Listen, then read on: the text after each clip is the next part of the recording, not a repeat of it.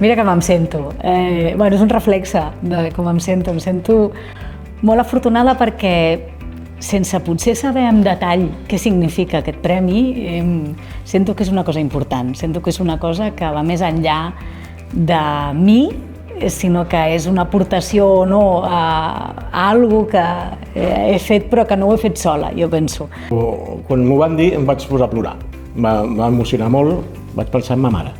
I sento que és el reconeixement més gran que es pot tenir al nostre país, a Catalunya, però és cert que a Catalunya fem bon cinema, aquest any està molt reconegut, no?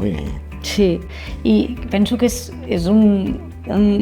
hi ha un tret com característic, identitari, d'una geografia, d'uns artistes, d'una manera de fer, d'unes tradicions. Aquest any els dos estàvem al 47, és una pel·lícula bilingüe que jo personalment m'he barallat molt, o molta gent s'ha barallat amb mi per no doblar les coses, perquè no cal.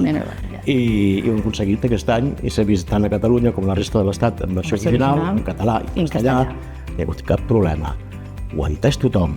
La pel·lícula s'entén, la pel·lícula parla d'això i està així als cinemes de gent que la sent molt pròpia, molt personal, i jo penso que hem de fer les coses a la nostra manera sense anar ni a favor ni en contra de ningú, explicant les coses a la nostra manera.